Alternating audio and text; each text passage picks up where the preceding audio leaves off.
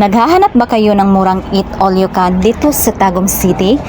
So, ito po ang i-recommended ko po sa inyo. So, I highly recommended this eat all you can. Ito po ang diners na eat all you can dito sa Tagum City, located at ICS Building corner at Sobricary Street and Lapu-Lapu Street. So, murang-mura lang po talaga dahil sa halagang 250 pesos per head ay mayroon na pong pa-free na isang bottle ng soft drinks. So, maganda dito dahil kada punta ko dito ay paiba-iba yung design nila. So, hindi po nag-i-steady sa isang design lang yung kanilang eat all you can dito.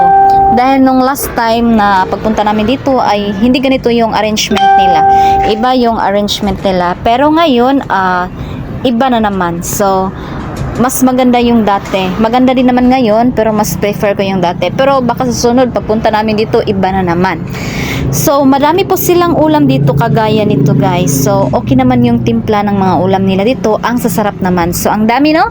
So, mayroon silang lumpia, mayroong gusto, mayroon dun pipino na ewan ko anong nilagay sa pipino. At saka mayroon ding pako na salad.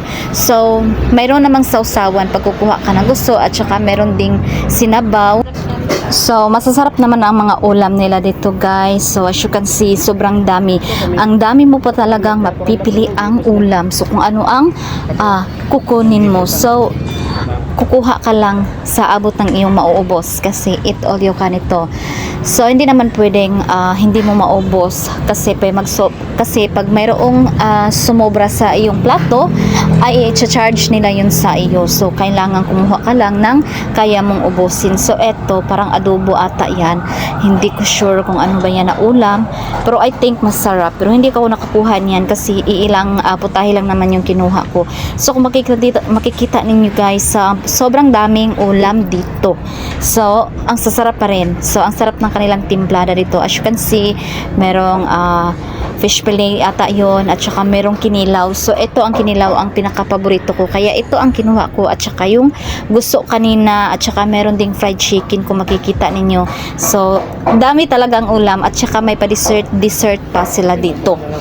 So, pwede rin dito mag-held ng mga pwedeng mag-birthday. So, pwede kayo dito mag-birthday. So, per head ang bayad. So, mayroon silang mga bowl na maliliit dito para sa mga ulam na kukunin mo. So, ang dami nilang mga bowl at saka mga plato. So, doon lang kayo kukuha pag kukuha na kayo ng mga ulam para may mapaglagyan kayo kasi pag iisang plato lang mapupuno naman kaagad yung plato natin. So, ayan. So, sobrang sarap ng kinilaw. O, tingnan nyo naman.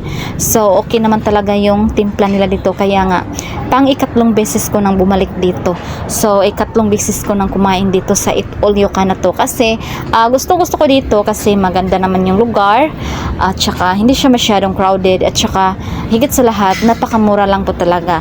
Dahil imagine, sa panahon ngayon, saan ka ba makakita ng 250 pesos na Eat All You Can, tsaka may free pa na isang soft drink. So, ito ang pinakagusto ko, yung parang baboy na prito lang. So, yan po talaga ang binabalik-balikan ko dito kasi gusto ko yung lasa niya. So, sobrang sarap niyang kainin. So, yun po ang isa rin sa mga gustong-gusto kong kainin dito. At saka ito yung mga mesan lado, mga table. So, dito kayo pwede kumain. So, ang lalaki ng mga mesa. So, kung kayo lang dalawa, dito kami sa may gilid kasi para fresh ba makikita namin yung mga sasakyan sa ibaba since nandito po ito sa second floor. So, kung kakain kayo dito guys, hanapin nyo ang ICS Building corner, Sobricary Street and Lapu-Lapu Street. So, nasa second floor po ang diners. So, yan po ang hanapin nyo. So, kagaya nito ba? Yan ang gusto ko dito sa kilid. Kasi makikita ko nga yung mga sasakyan sa ibaba at saka palang fresh. So, parang ang dali mong makalanghap ng mga hangin. So, ito naman yung mga dessert nila dito guys. So, hindi ka naman hindi ka naman magproblema na maubusan kasi every time na may mauubos, nagre-refill naman sila kaagad. Pero ngayon, hindi pa siguro sila nakapag-refill kasi wala pang nakalagay na macaroni salad at saka yung tapioca since mayroon silang macaroni salad. Yung macaroni salad nila dito is masarap. So, okay naman yung timpla.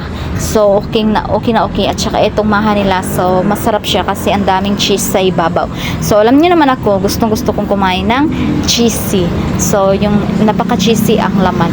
So ito nga pala yung mga pagkain na nakuha namin. So hindi ko na muna siya masyadong dinamihan kasi kumuha lang nga lang ako ng sa abot lang ng aking maubos, kasi pag dadamihan natin nakuha baka hindi natin maubos, so may charge sa atin. So malaki ang bayaran natin kapag mayroong i-charge sa atin. So kaya nga pagkakain kayo ng Eat All You Can, kukuha ka lang ng kaya mong ubusin.